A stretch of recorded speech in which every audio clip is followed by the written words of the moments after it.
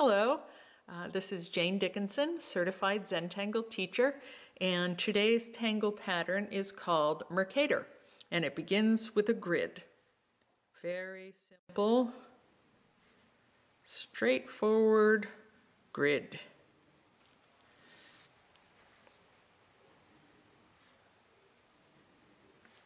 And I'm going to show two variations to this.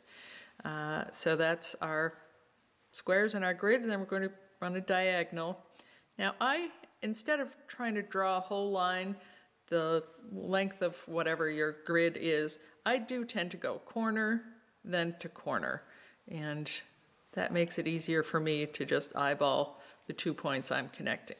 Then turn your tile and go corner to corner, repeat that, corner to corner. All right, and from here, you're going to begin in the center of each X. I'm just making a little reference spot so you can see where I'm starting, but this is just for reference purposes. And you're going to flare each leg coming out from that center, and you're going to fill that in. But it's straight down and then just a little flare at the base. So come down the leg, a small flare. It is just a straight line. It does thicken the line a little bit.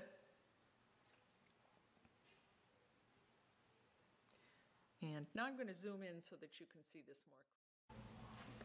So here we are zoomed in so that you can see just how we do 1 foot at a time.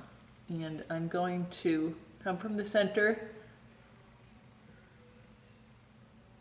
fill that in, and I do each leg that's facing in the same direction. So in each of the squares, I'm going to do this leg.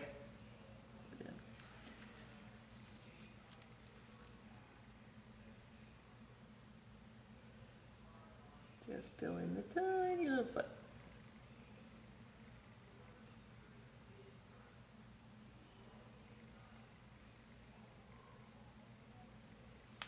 Okay, now I'm going to finish this grid off screen, show you what that looks like, and then we'll move on to one other version.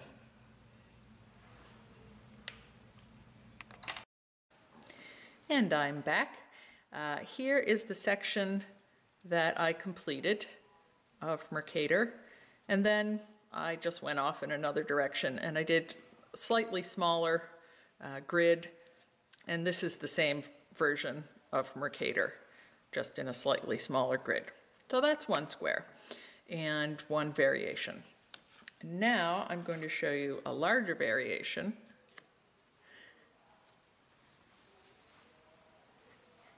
This begins the same way as Mercator, and we have a grid and the X's in the grid.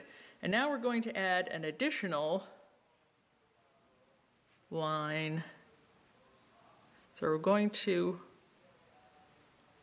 bisect that again, turn, and one more time.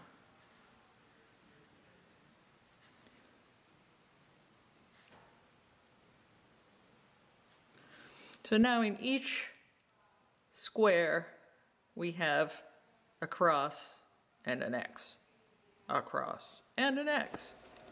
So here we are zoomed in so you can see the pen tip a little more clearly. And I'm going to do this diagonal leg. Just come down, fill that in, and then do the straight leg like that. And Same up here. Now I'm going to turn it counterclockwise.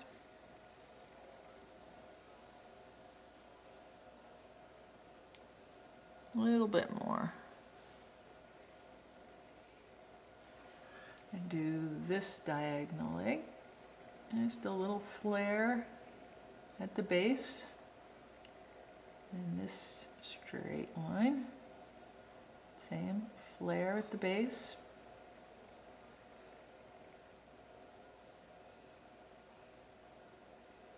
You can play around with how much of a flare you want it to be, but it is a straight line as opposed to a curve. It's just a straight line coming down from the middle. All right, I'm going to turn it counterclockwise.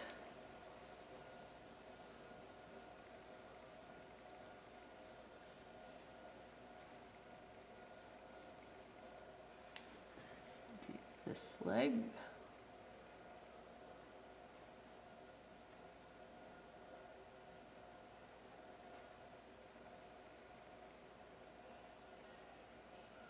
I think you probably are getting the idea by now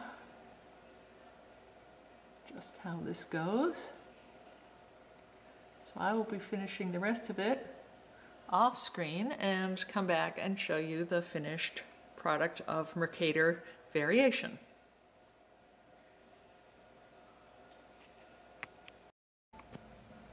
Hello, we're back. So this is a completed small grid of Mercator variation. And you can see what it looks like with essentially an 8-pointed star in a block. And then I wanted to show you what I sometimes do if I'm finishing the edges of this design.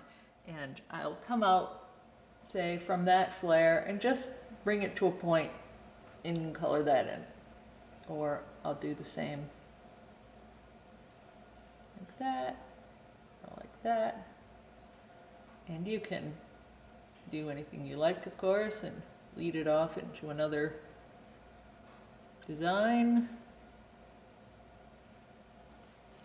But that is one consideration for bringing the ending your grids so they don't have just flat edges. Well, whatever you like. So I hope you enjoyed this video, and if you do use the design, please let me know. I'd love to feature your work, and thank you for watching my video. Bye.